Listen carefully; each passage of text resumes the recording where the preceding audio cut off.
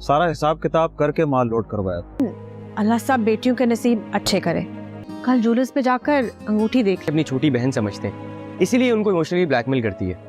Serial बेबाजी की बहुओं के आने वाले एपिसोड में आप देखेंगे कि जिस बात का डर था आखिर नसीर और वलीद को वही हो रहा है, यानी कि वासिफ एक बार फिर रामीन की बातों में आ रहा है। वो रामीन को जब देखेगा कि वो बहुत ही इमोशनल है और वो अपनी जिंदगी किस तरह से जी रही है, तो दोस्तों वो उससे इमोशनली अटैच होने लगेगा और उसे कहेगा कि अब जो कुछ हो गया है उसे भूल जाओ, पर अगर तुम्हें कभी मेरी जरूरत हो मैं तुम्हारे साथ हूँ। रामीन उसे कहेगी कि तुम मेरे साथ कभी नहीं हो सकते। अगर तुम्हारी बीवी को ये मालूम लग गया कि तुम मुझसे मिलते हो तो क्या तुम फिर भी मुझसे मिला करोगे? तो वो उसे कहेगा कि फरद को जो सोचना है हमारे बारे में सोचे, पर तुम मेरी एक अच्छी दोस्त हो। मैं मानता हूँ कि वो सब कुछ नहीं हो सकता, पर कम से कम दोस्ती के नाते हम एक दूसरे से मिल सकते हैं। पर दोस्तों रामीन और वासिफ की बात आखिर कब तक छुपेगी फरद से? फरद को जब इस बात के बारे में मालूम लग जाता है कि वासिफ अब भी रामीन से मिलता रहता है, तो वो उसे कहेगी कि तुम धोखेबाज शख्स हो, तुम मेरे पीठ पीछे ये सब कुछ कर रहे हो, मुझे तुमसे ये उम्मीद बिल्कुल भी नहीं थी।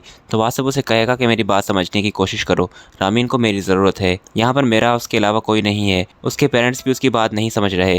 जिस पर दोस्तों वो उसे कहेगी कि हाँ तुम उसके सगे हो, बाकी तो कोई खैरत पूछने वाला नहीं है उसका। वो लड़की एक बार फिर तुम्हें ट्रैप कर रही है और तुम होके उसकी बातों में आ रहे हो। पर दोस्तों यहाँ पर वासिफ जो होगा वो भड़क जाएगा फर्द पर कि तुम्हें जो बेहतर लगता है करो, पर रामीन को इस वक्त मेरी ज़रूरत है, इसलिए मैं उसकी मदद ज़रूर करूँगा।